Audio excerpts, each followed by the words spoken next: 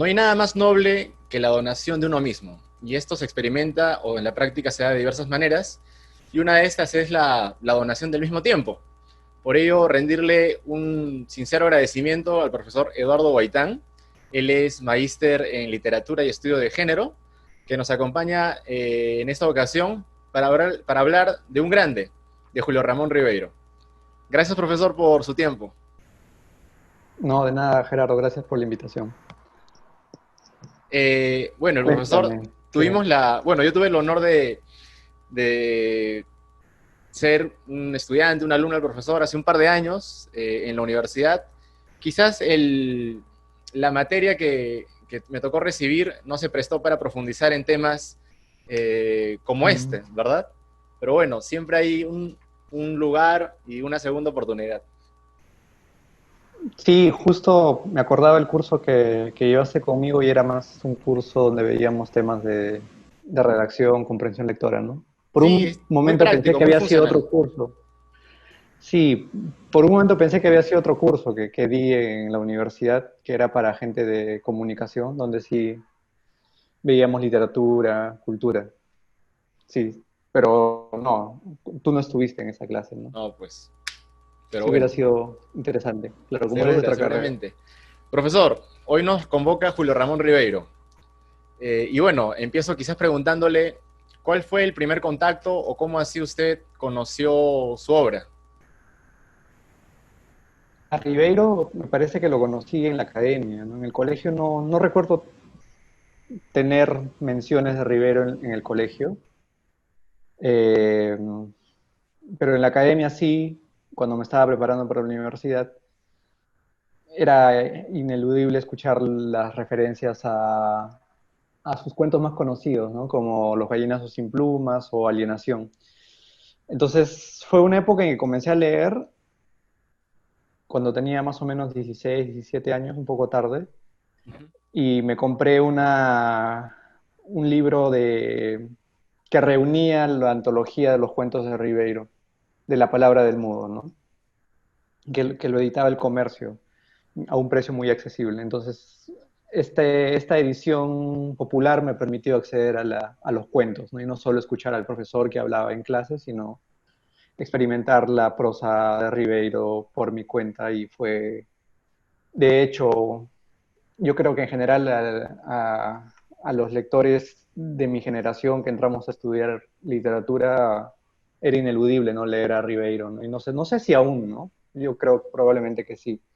Entonces esa fue mi primera experiencia con Ribeiro, ¿no? Un libro de una edición popular, accesible, una iniciativa muy interesante del comercio que editaba estos libros y ponía, entre comillas, lo mejor de sus cuentos, ¿no? Sí, esa fue mi primera aproximación. Claro, Año un igual poquito también. de, Sí, sí, sí, dígame, dígame. antes de estudiar literatura. Sí, justo antes de estudiar, de empezar a estudiar literatura, ¿no? En la época de la academia, más o menos. Pero digamos como que no influyó en usted así grandemente para que usted decidiera estudiar literatura. Así con sinceridad. Mm, no, no. Mis ganas de estudiar literatura vienen de un poco atrás, ¿no? Yo había tenido un profesor en el colegio que no sabría decir racionalmente qué era lo que él nos daba, o quizás sí, ¿no? Era un profesor que nos contagiaba las ganas de explorar en la literatura, ¿no? No solo en el hecho de leer, sino también de escribir.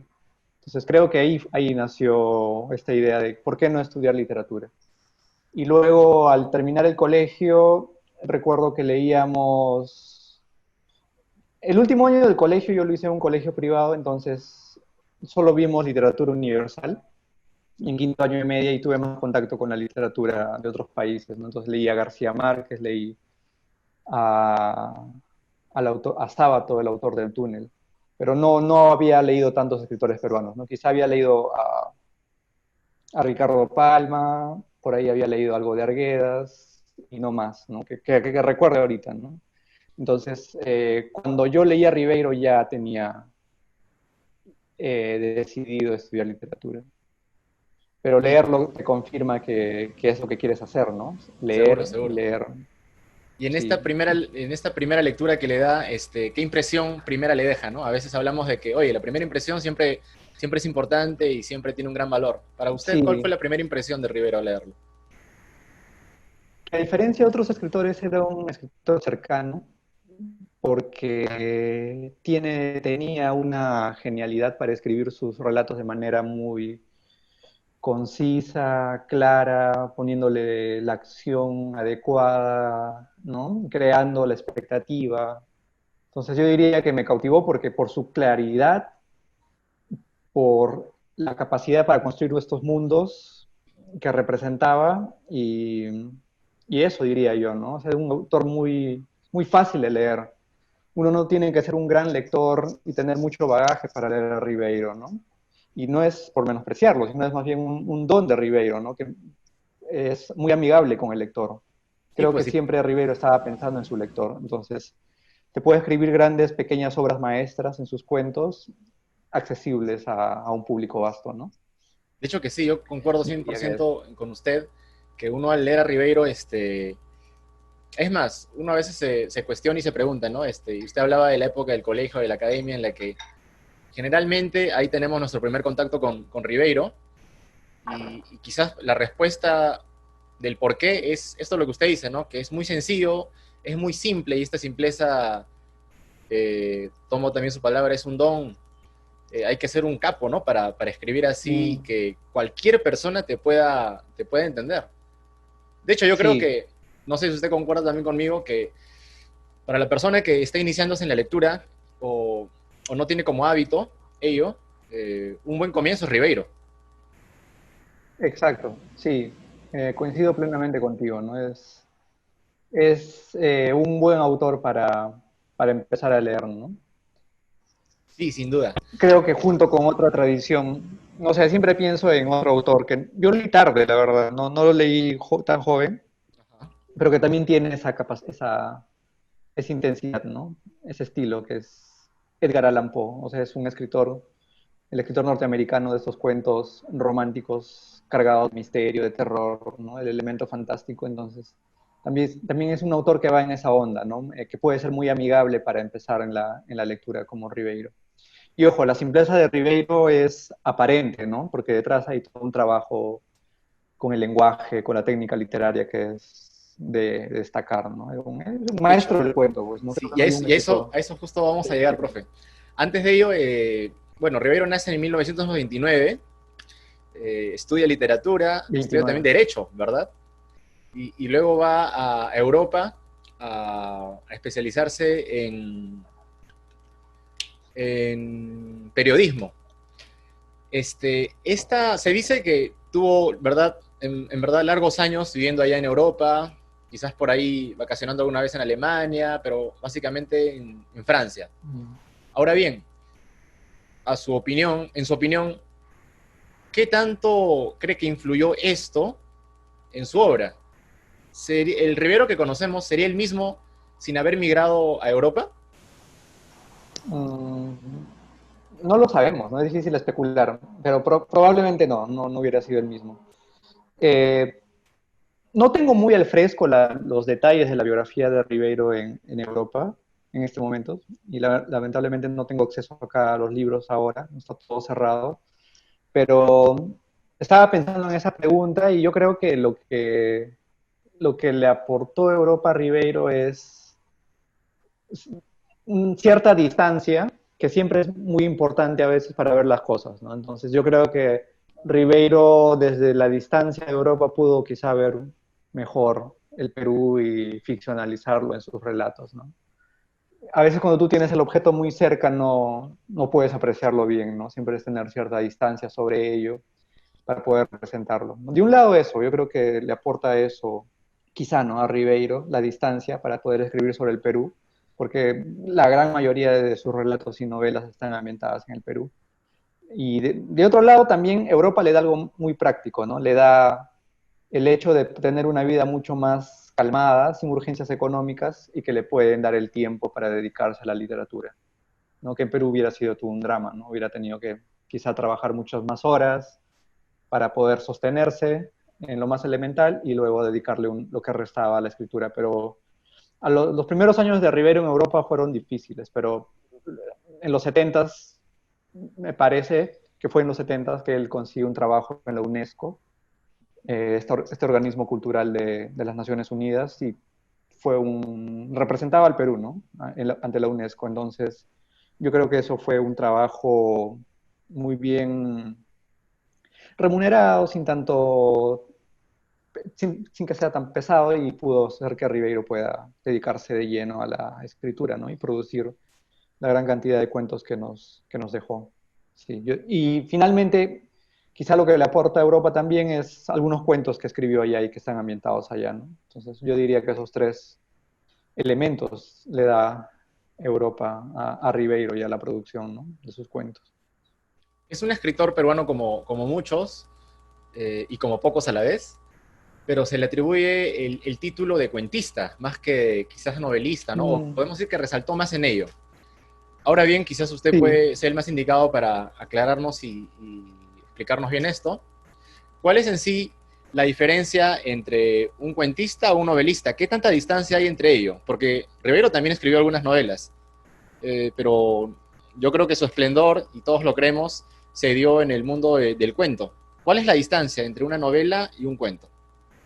sí, es una muy buena pregunta, ¿no? Y a veces no tan fácil de responder. El cuento, voy a utilizar una metáfora que utilizaba Cortázar, ¿no? Cortázar decía que, que el cuento tiene que ser como el knockout, ¿no? Hacía la metáfora del box, ¿no? Entonces tiene que ser un golpe certero, breve, rápido y que deja una impresión, ¿no? Y más bien la novela es como una pelea de box, pero que se gana por rounds. Los rounds serían los capítulos, ¿no? Ajá. Donde uno va construyendo la atmósfera, los personajes, hasta llegar a un punto culminante y una resolución. Entonces, cada uno requiere una pericia distinta, ¿no? O haciendo otra metáfora, ¿no? El cuento sería una carrera y la novela sería una maratón. Entonces, no todos pueden moverse muy bien en estas variables, ¿no? Entonces, Ribeiro se encontraba como pez en el agua escribiendo cuentos, ¿no? Y en las novelas las intentó, pero la crítica no las ha destacado tanto como sus novelas, ¿no? Y creo que él mismo, yo creo que él se quedó con el bicho, ¿no? Con el bichito de escribir su gran novela, ¿no? O sea, justo hoy leía a Roncagliolo, el escritor peruano, y él decía que Rivero era un escritor raro porque no se había inscrito dentro de la narrativa del boom, que escribía grandes novelas, que lo suyo era otro tema, ¿no? Pero Ribeiro yo creo que lo intentó, ¿no? Él quiso escribir una gran novela, pero lamentablemente nunca le salió. Y él lo dice en sus diarios, ¿no? En La tentación del fracaso.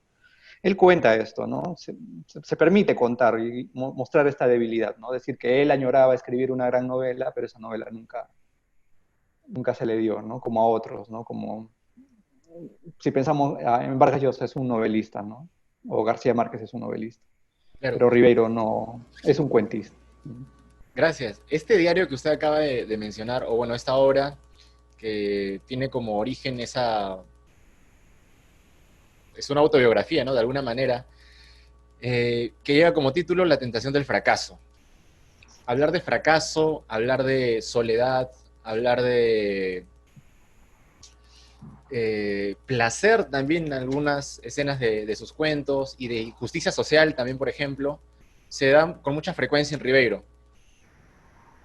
Siento que este tipo de literatura está cargado por un existencialismo bien denso, ¿no? Estos temas, por ejemplo, citados. Eh, ¿Cómo lo ve usted ¿Cómo ve usted ello? ¿Cree que en Ribeiro se da de una manera especial a diferencia de otros autores? ¿Qué me puede comentar usted acerca de ello? Mm, sí y no, ¿no? O sea, Ribeiro escribe un momento en que la narrativa peruana está girando entre una literatura que se volcó a la tierra, a la situación del indígena, no estoy hablando del indigenismo, que tuvo un lugar muy importante desde la década del siglo XX hasta los 40, 50, ¿no? Y luego entra a un nivel mucho más, ¿cómo decirlo?, ¿no? Subterráneo, y por encima se superpone la narrativa urbana, ¿no? Que es donde está Ribeiro y todos los narradores que aparecen. y que comienzan a retratar la urbe, ¿no? Como Congrains, Zabaleta, Loaiza, el mismo Vargas Llosa en sus cuentos. Entonces, eh, es un escritor de su época. Se ha leído a Ribeiro desde la influencia del existencialismo, ¿no? Esta idea del sujeto enfrentado a la vida, ¿no? El sujeto y su experiencia, el sujeto y su subjetividad, el sujeto y su libertad. Y sí, no es válido leer a Ribeiro de esa perspectiva, ¿no? Sus personajes muchas veces son eso, ¿no? La experiencia de un sujeto frente al mundo, ¿no? Un mundo muchas veces duro, ¿no? Donde no hay una correspondencia entre el deseo del sujeto y lo que el mundo te responde ante ese deseo, ¿no? Entonces, siempre solemos leer a Ribeiro como un autor vinculado al fracaso, ¿no? Donde sus cuentos, no hay, son muy pocos los cuentos donde los personajes realmente consiguen algo, ¿no? Sino más bien los personajes siempre se están moviendo en una insatisfacción o en una derrota ante la apuesta de una victoria, ¿no? Es Sí. totalmente cierto. Yo tengo bien marcado, por ejemplo, el cuento Una aventura nocturna, o es más, que bueno, también tiene así por decirlo así, un final triste, ¿no? No tan bueno para el personaje principal. Pero también, por ejemplo, el profesor suplente, que tiene Mm, esta propuesta de trabajo, pero que se queda ahí frente a esa institución donde iba a ocupar este puesto y nunca llega a decidirse, ¿no?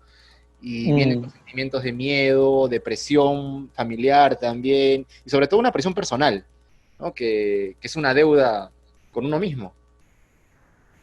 Sí, sí, sí, sí, sí. No, ese es un cuento muy, muy interesante, ¿no? Esta Pero, idea de tener, de incluso tener las oportunidades y no tener ese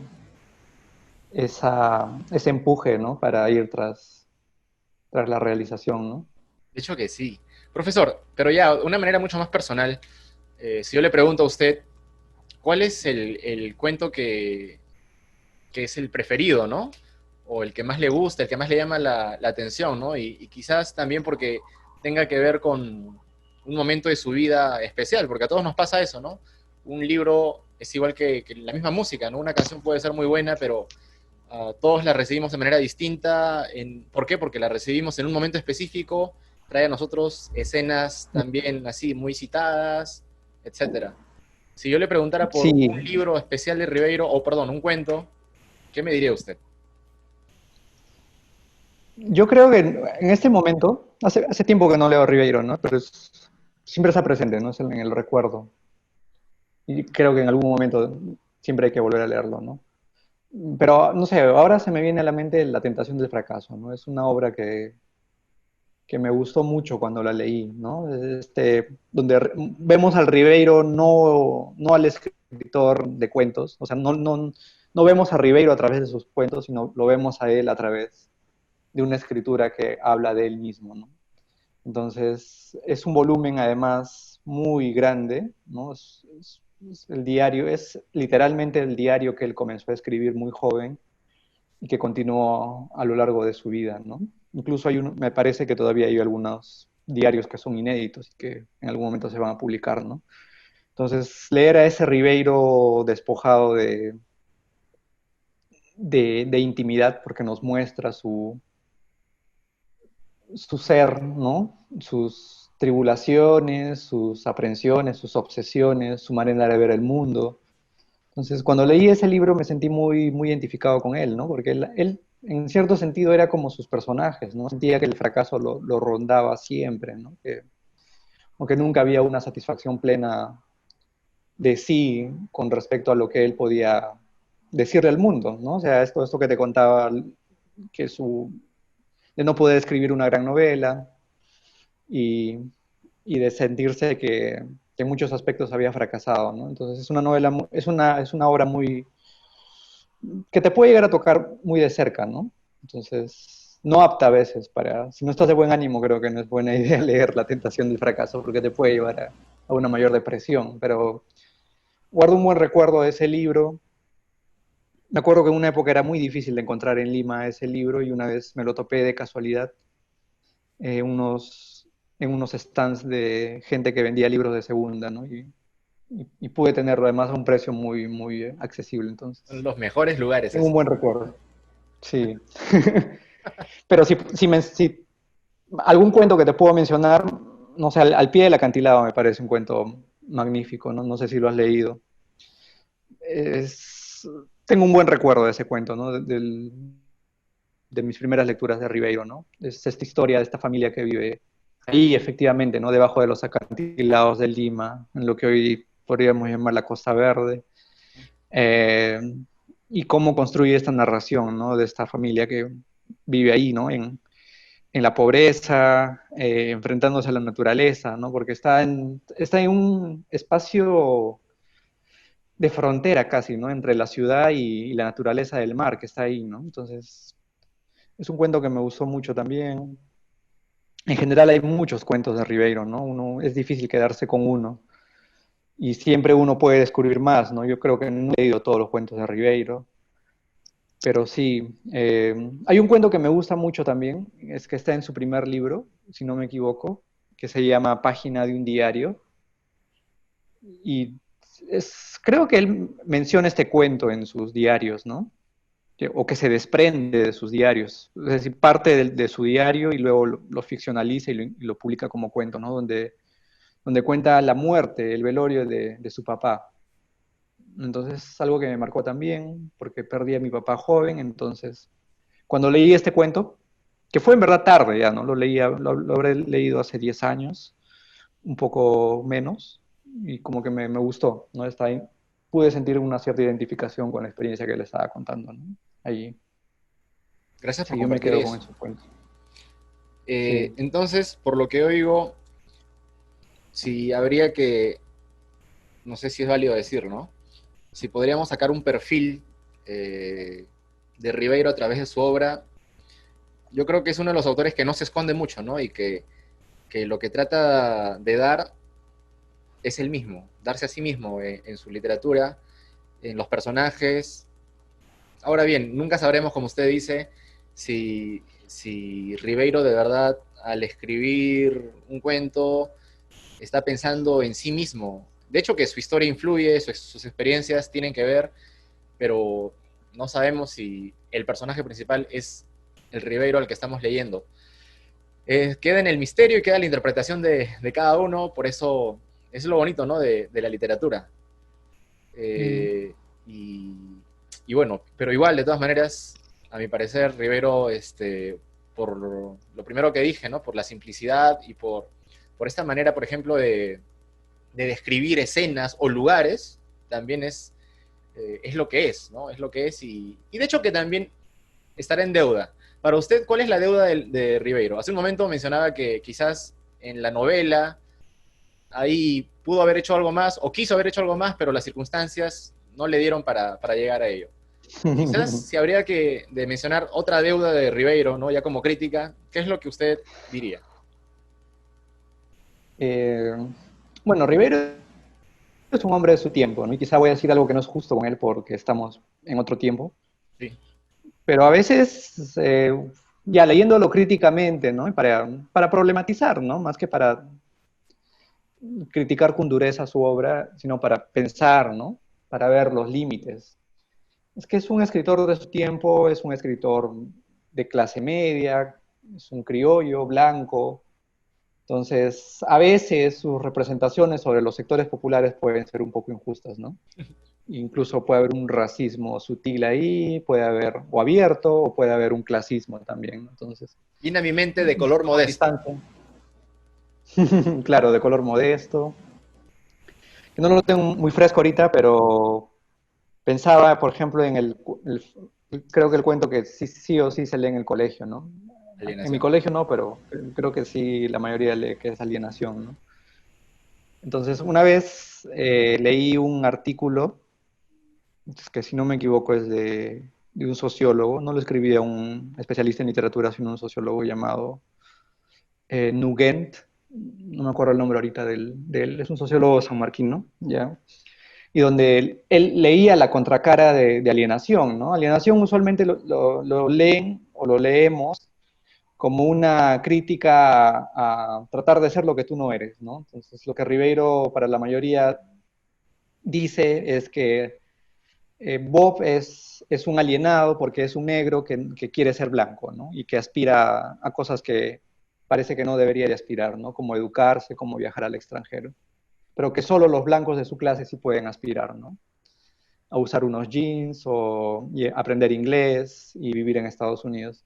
Entonces, me gustó mucho la lectura que hacía Nugent porque le daba la vuelta, ¿no? Y mostraba más bien cómo no era tanto el problema de Roberto, sino el problema era del narrador, ¿no? La mirada del narrador, que es un narrador, y no hablamos de Ribeiro, ¿no? Sino de, todo relato tiene un narrador que debemos de separar del autor, ¿ya?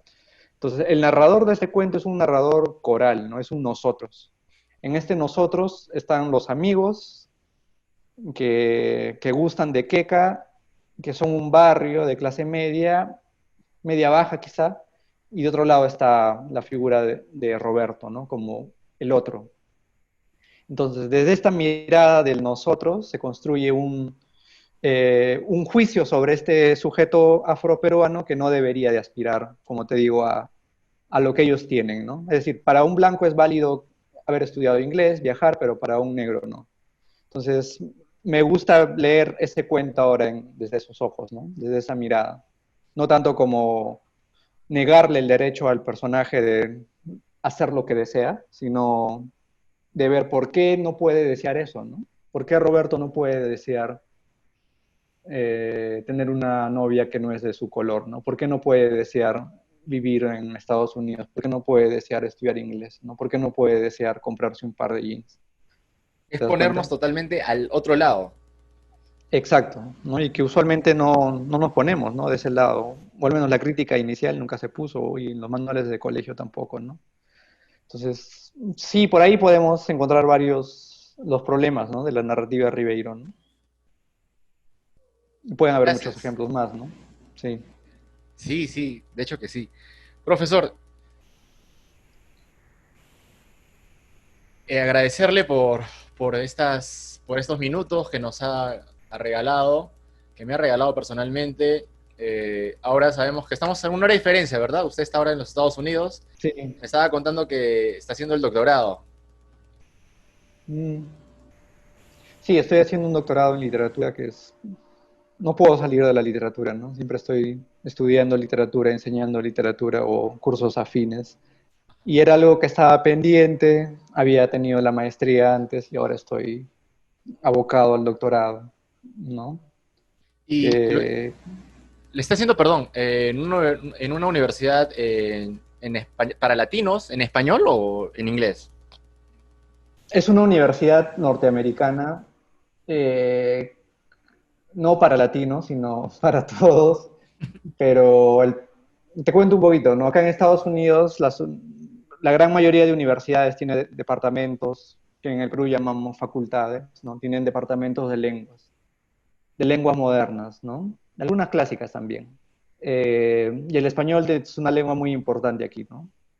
Entonces, se enseña literatura en español en los departamentos de lenguas, ¿no? Como se enseña literatura francesa en francés, literatura japonesa en japonés, literatura alemana en alemán. Entonces, yo estoy estudiando un doctorado en literatura hispanoamericana y sí, la mayoría de cosas que leo son en español y los debates también son en español, ¿no? Sí.